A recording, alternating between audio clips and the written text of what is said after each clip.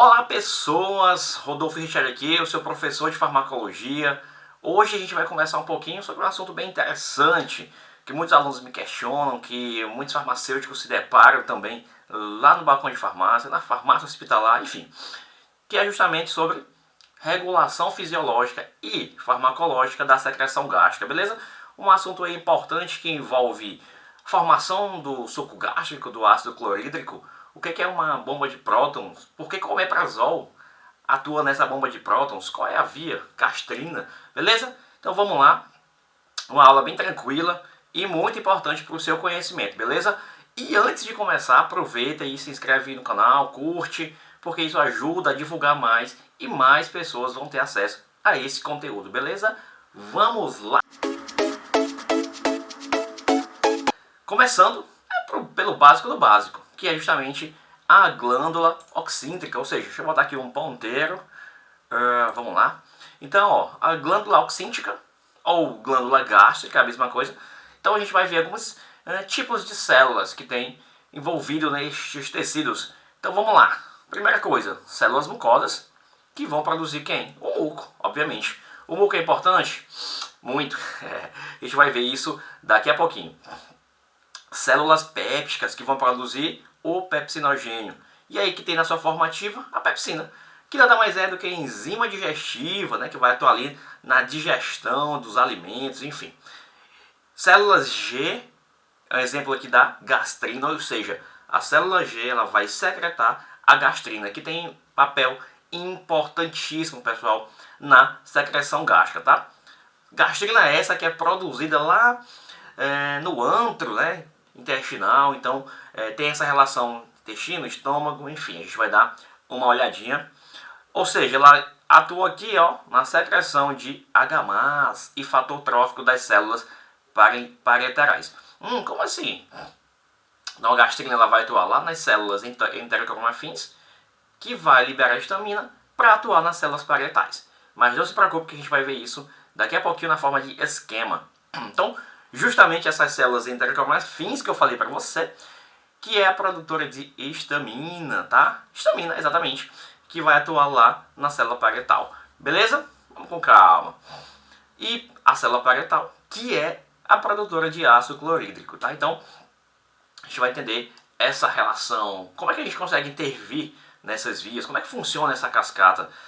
Uma dica para você que está estudando: estude através também de esquemas. Funciona comigo, eu gosto muito de estudar fazendo esquemas, né, organizando direitinho, e aí eu vou conectando os pontos. Isso fica bem mais claro na minha cabeça quando eu consigo visualizar todo aquele percurso, né, dos hormônios, das enzimas, e aí onde o fármaco interfere. Então isso é bacana.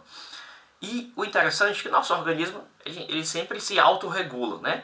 E nesse caso da secreção gástrica, ele faz através da somatostatina, né, que é produzida aqui pelas células D. A somatostatina dá um feedback negativo. Então ela vai reduzir os níveis de gastrina, tá? É interessante que inclusive a gente usa alguns medicamentos que são análogos à somatostatina, quando a gente quer reduzir aí a secreção gástrica, em alguns casos aí de hipersecreção, né, da hipergastrinemia, ou então pacientes que têm hemorragia digestiva. Então, por exemplo, o uso do octreotide, né, ou octreotida, dá para usar bacana aí nesse sentido, beleza? Então, fazendo essa pincelada geral, a gente já vai de cara aqui ver o esqueminha, tá? Bacaninha aqui o esqueminha, que eu retirei lá do livro do Goodman. Quem me conhece sabe que eu gosto muito desse livro, utilizo bastante o livro lá do Goodman e Gilman, né? São as bases farmacológicas da terapêutica, né? Então tem lá diversas imagens que a gente vai acabar sempre usando aqui neste canal, beleza? Então, ó, vamos por partes. Então aqui a gente tem a célula enterocromafim, que eu falei para vocês, né? Vamos ver aqui as células. As células parietais e a célula epitelial superficial, beleza? Então basicamente a gente tem esses três tipos de células e a gente vai entender como elas estão correlacionadas de forma bem simples. Então, ó, gastrina, lembra que eu falei para vocês? Que são produzidas lá na célula G do antro. Então a gastrina ela vai se ligar em um receptor chamado CCK2, que é o receptor de colecistocinina, tá? Receptor de gastrina. ou ela pode atuar também nesse mesmo receptor que tem lá na célula parietal. Entendi. Então quer dizer que quando ela se liga na célula enterocromafim, ela tem uma ação e na célula parietal ela tem outra? Basicamente, vamos entender. Então a gastrina está aqui, se ligou lá no receptor CCK2 e vai estimular a liberação de histamina, olha só. Então a histamina ela é produzida lá na célula enterocromafim e ela precisa de ativação, por exemplo, através da gastrina. Então, ó, histamina está aqui, vai atuar lá no receptor H2, tá, pessoal, de células parietais. Então, quando ela atua aqui, ela vai através de via dependente de AMP cíclico, tá, um segundo mensageiro que vocês devem conhecer. E aí sim ela vai ativar a bomba de prótons, a liberar aqui, ó, H+. Entendeu? Então essa é uma das vias, né? Então, ó, gastrina, CCK2, estimulou a histamina, opa, liberou a histamina aqui, a histamina atua no receptor dela, lá na célula parietal, né, no receptor H2, através da via dependente do AMP cíclico, estimulou aqui a bomba de prótons, beleza, liberação, funcionamento da bomba, joga H+, lá para o lumen intestinal, reabsorve potássio, e aí a bomba está funcionante, beleza? Não é só através da gastrina que isso pode acontecer, tá, pessoal? Aí detalhe, eu falei para vocês que ela vai de duas vias, né? Então aqui nas células SL e também, ó, ela vai direto, ó, na célula parietal. Então ela pode atuar aqui ativamente, né? Diretamente ou aqui por meio indireto com as células SL. Tranquilo? Beleza. Então, ó, o que mais que a gente tem aqui? Nessa célula parietal a gente também tem receptores muscarínicos, tá? Receptores M3. Então, o que significa isso? Que eu posso também ativar a secreção gástrica através das vias parasimpáticas, exatamente. Então, lembrando que a gente também tem um sistema nervoso entérico, que ele atua diretamente nessa função também aqui, ativação gástrica, tá? Então, é bem interessante ver essa correlação. Inclusive, a gente estuda isso quando a gente está vendo lá a questão de sistema nervoso parasimpático, sistema nervoso simpático, luta ou fuga, né? Quando nosso organismo ele passa daquela parte de ação, ele tende a relaxar, de forma que o sistema parasimpático é ativado. Então ele vai lá ativar a motilidade gástrica, ele vai contrair a bexiga, o músculo detrusor da bexiga, relaxando o esfíncter, então você tem vontade de urinar, né? Ele aumenta a secreção gástrica, salivar. Então, basicamente aqui é a função do sistema nervoso entérico na célula parietal, beleza? Facinho, né, galera? Ó, inclusive tá aqui, ó, tem uma célula do sistema nervoso entérico, tal, com a ação aqui da acetilcolina em todas as vias aqui, ó, ganglionar, receptores muscarínicos, é sempre aqui, ó, acetilcolina, que vai também, ó, liberar a histamina. Então a histamina pode ser liberada ou pela gastrina ou pela histamina, ou então de forma direta também, tranquilo, belezinha. E a gente também tem, ó, receptores de prostaglandina, tá? O receptor EP3, vocês lembram lá das prostaglandinas? Que precisa de ação das ciclooxigenases. Só que nesse caso, né, a prostaglandina tem um efeito diferente. Ela vai, ó, inibir a bomba de prótons através da inibição da via dependente de AMP cíclico, tá? Então quer dizer que aqui a prostaglandina ela não atua de forma ativa, né, para a secreção gástrica. Pelo contrário, ela tem uma proteção, exatamente.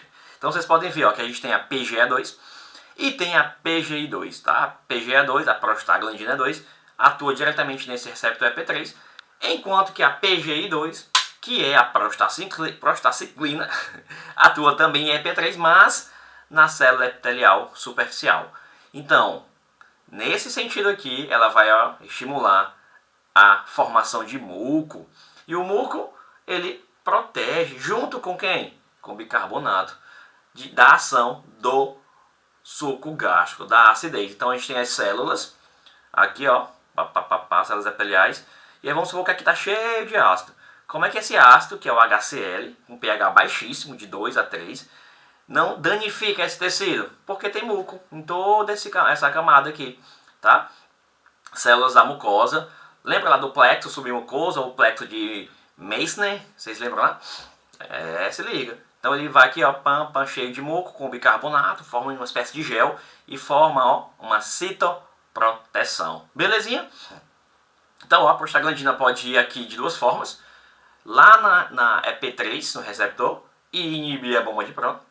Ou pela via aqui de EP3 na célula epitelial superficial, formando muco, da mesma forma que a acetilcolina, através aqui do sistema nervoso entérico, ele ativa a produção de bicarbonato. Tranquilo? Bem tranquilo, né? Facinho. A gente tem aqui também, ó, um canal que ele fica, ele é aberto, então ele fica tanto jogando cloreto, Cl- para a luz estomacal, quanto absorção aqui de potássio, beleza? Que justamente o H+, mais o Cl- vão formar o ácido clorídrico, ou seja, o HCl. Tranquilo? Então, de forma resumida, são essas vias. O que a farmacologia faz? Ela vai só interferir. Pessoal, a farmacologia, os fármacos, eles não inventam nada no teu organismo. Eles vão ali só modular, né? Para mais ou para menos, é uma ação ali fisiológica. Então, ó, lembra lá que eu falei da histamina, que ela vai atuar em receptores H2? Quem é que bloqueia ela? Antagonistas H2. E aí, pode ser quem? Cimetidina, famotidina, ranitidina, que inclusive foi recolhida aí no mercado, né? A gente quase não encontra mais ranitidina, e sim a cimetidina de 200mg ou de 400, que funciona melhor à noite, tá? Então ela reduz aí a secreção ácida noturna, então beleza.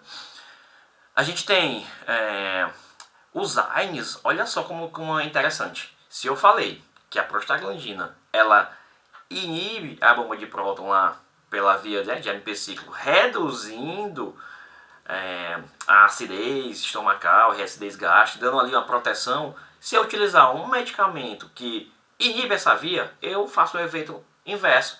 Então, quando você usa um anti-inflamatório não esteroidal, ele vai bloquear aqui, ele vai inibir a COX, né, que é a enzima ciclooxigenase, que não vai produzir a prostaglandina. Logo, esse efeito aqui vai ficar bloqueado, tá, pessoal? Então, muito cuidado com o uso de anti-inflamatórios não esteroidais, como ibuprofeno,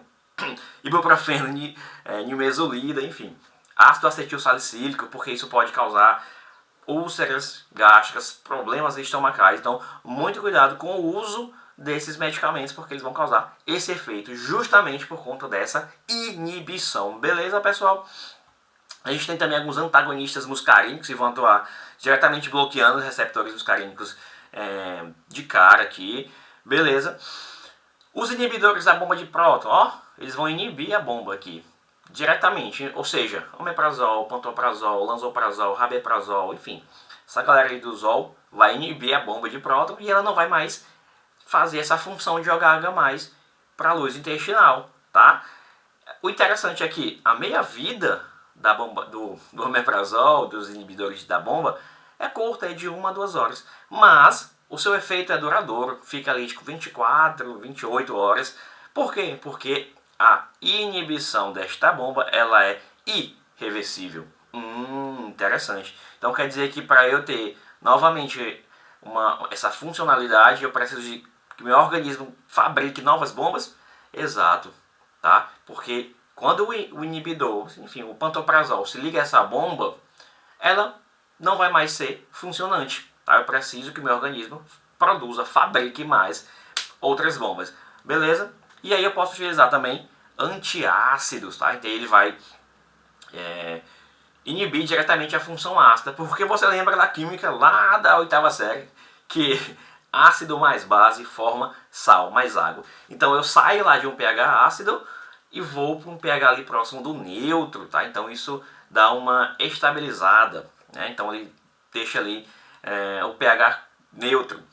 Então eu posso utilizar hidróxido de alumínio, hidróxido de magnésio, enfim, aí a gente vai ver isso em outra aula em farmacologia mesmo aplicada, certinho? E pessoal, tem uma infecçãozinha bacteriana que acontece também, principalmente nessas regiões de úlcera, que é aqui ó, o H. pylori, né, o Helicobacter pylori, que a gente trata com terapia combinada, né, porque eu preciso reduzir a acidez gástrica e também combater essa infecção. Então, ó, Normalmente tem combinações entre bismuto, metronidazol, tetraciclina, claritromicina, amoxicilina, tá? Então é um tratamento aí que tem que ser seguido para fazer o tratamento da infecção por H. pylori, beleza?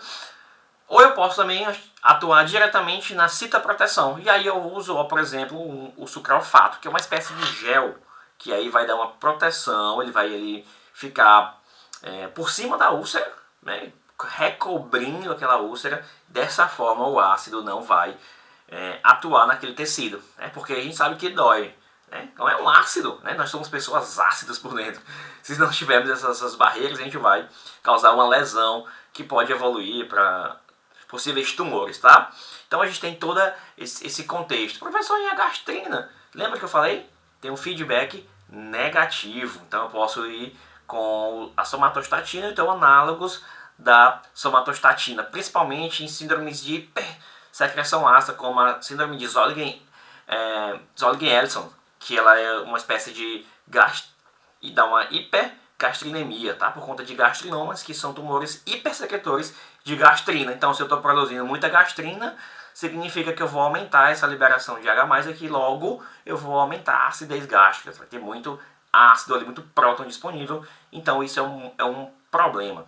Então, a gente sim tem que cuidar dos pacientes que estão com esse problema e entender como é que funciona a fisifarmacologia, né, desse processo. E detalhe que eu não falei aqui do misoprostol, né? O misoprostol, vocês devem conhecer ele como nome popular de Citotec, que não pode nem ser vendido em farmácia, enfim. Mas ele é um análogo da prostaglandina, que atua também em receptores EP3. O problema dele é que ele também atua lá no útero, provocando contrações uterinas, e se utilizado por mulheres gestantes, pode provocar um aborto, certo? Então, pessoal, esse é um resumo. Espero que vocês tenham entendido desse conteúdo. Revisem, né? Vejam quantas vezes quiserem, façam anotações. Deixe aí nos comentários sua dúvida, comentários, informações, enfim, deixa aí que a gente vai trocando uma ideia, beleza? Então, até a próxima aula.